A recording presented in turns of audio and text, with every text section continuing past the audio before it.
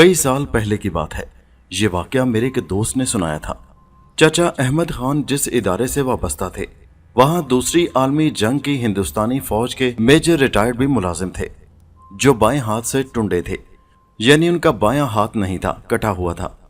بڑے نمازی، پرہیزگار، پابند صوم و صلات تھے، بڑے فرض شناس، بڑے دیندار، خاموش طبع، پرہیزگار، فرض شناس اور کم امیز، اپنے کام سے کام رکھنے والے، دوسرے ملازمین سے بھی کم ہی بات چیت کرتے تھے، ہر وقت کسی گہری سوچ میں ڈوبے رہتے، نہ ہی کسی سے لے کر کچھ کھاتے اور نہ پیتے، ہر وقت زیر لب کچھ پڑھتے رہتے، بلکہ بعض اوقات تو اچانک زور زور سے بڑبڑانے لگتے کہ میں گنہگار اور تو بخشنے والا ہے۔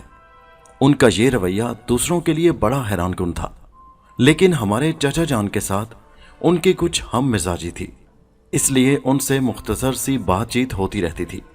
لیکن میجر صاحب کے کٹے ہوئے ہاتھ کے بارے میں پوچھتے ہوئے انہیں بھی ہچکچاہٹ محسوس ہوتی تھی۔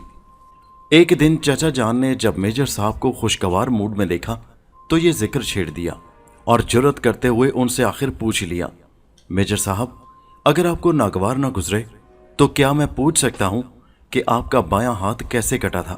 کیا کسی فوجی کارروائی میں شدید ضرب لگی یا عام زندگی میں کوئی حادثہ پیش آیا تھا؟ اور آپ اتنے گمسم کیوں رہتے ہیں؟ کیا آپ اندر سے دکھی ہیں؟ میجر صاحب کہنے لگے، احمد خان، اس کے پیچھے ایک طویل اور دہشت انگیز کہانی ہے، آپ سن کر کیا کریں گے؟ اس کے ساتھ ہی ان کا رنگ زرد ہو گیا۔ چچا احمد خان کہنے لگے، میجر صاحب، مجھے لگتا ہے کہ اس کے پیچھے کوئی نفسیاتی اور ذہنی طور پر کوئی اذیت ناک واقعہ ہے، آپ مجھے سنا دیجئے، اس سے آپ کے دل کا بوجھ ہلکا ہو جائے گا۔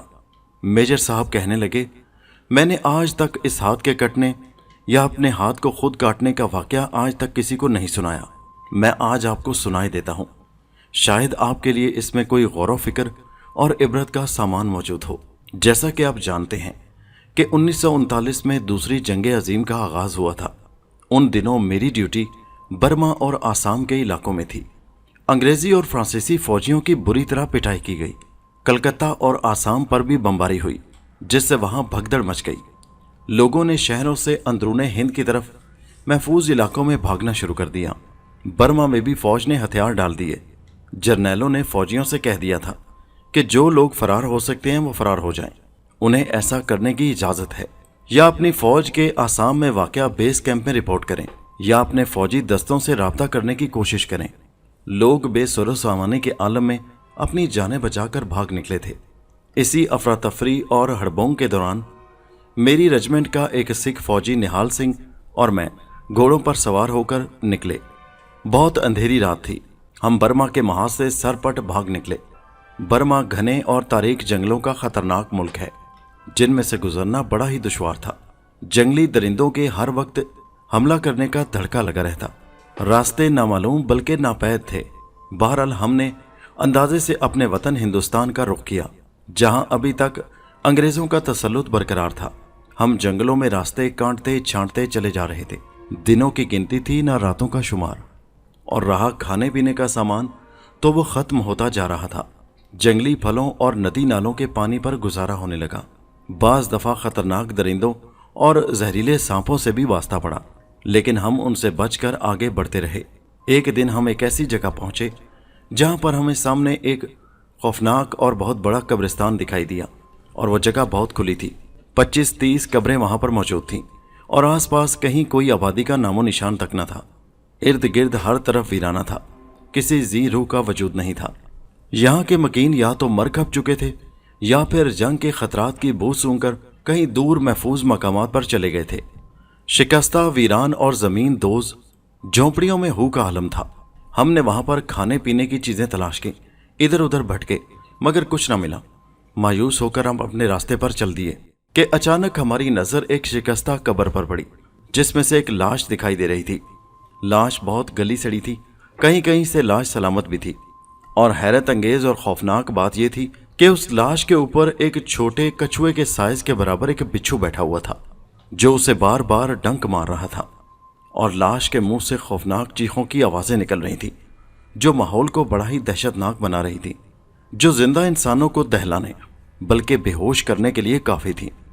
یہ ایک خاصا وحشتناک اور خوفناک منظر تھا۔ मेजर निहाल सिंह ने जब ये देखा तो उसने घबरा कर बिच्छू पर गोली चला दी। मैंने उसे ऐसा करने से सख्ती से मना किया और कहा कि हमें अपने रास्ते पर चलना चाहिए। हमें मालूम नहीं कि इस मुर्दे और बिच्छू का क्या मामला है, कोई खुदाई भेद लगता है, हमें इसमें ख्वामख्वाह मुदाखलत नहीं करनी चाहिए। लेकिन मेजर निहाल सिंह आखिर एक सिख था, उसने मेरी बात सुनी अनसुनी कर दी और बज़ाहिर मुस्लिम कब्रिस्तान के एक मुर्दे को बिच्छू से बचाने के लिए उसने दूसरी गोली दाग दी। गोली के लगने से फिर एक शोला सा निकला, मगर बिच्छू पर उसका कोई असर न हुआ। मगर फिर इतना हुआ कि बिच्छू ने लाश को छोड़ दिया और हमारी तरफ पलटा। मैंने घबरा कर कहा, निहाल सिंह अब भागो यहां से, बिच्छू अब लाश को छोड़कर हमारे पीछे आ रहा है, अब ये हमारे लिए खतरे से खाली नहीं होगा। हमने घोड़े सरपट दौड़ाए और थोड़ा दूर जाकर हमने जब पीछे नजर डाली तो ये देखकर हमारे होश उड़ गए कि बिच्छू हमारे ताकुब में तेजी से चला आ रहा था।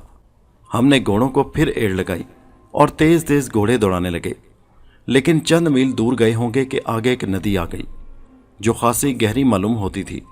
हम थोड़ी देर के लिए वहीं रुक गए और सोचने लगे कि नदी को कैसे पार करें, क्या घोड़े नदी में डाल दें या किनारे किनारे आगे बढ़ते जाएं और आगे कोई पुल या घाट वगैरह तलाश करें।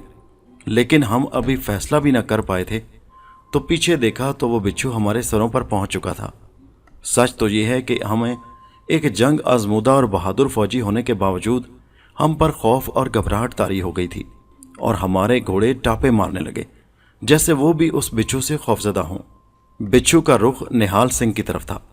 निहाल सिंह ने खौफ और घबराहट और हवास बाख्ती के आलम में अपना घोड़ा नदी में डाल दिया। उसके पीछे पीछे बिच्छू भी नदी में उतर गया। खुदा जाने कि बिच्छू ने उसे टांग, पांव या जिस्म के जिस हिस्से पर काटा कि घोड़े ने भी इस गैर मामूली किस्म की बलाए बेदर्दमा बिच्छू की आमद से खौफ महसूस किया और उस पर कपकपी सी तारी हो गई। निहाल सिंह ने एक करबनाक चीख के साथ मुझे पुकारा, मैं डूब रहा हूं, जल रहा हूं, खुदा के लिए मुझे बचाओ, खुदा के लिए मुझे इस बिच्छू से बचाओ।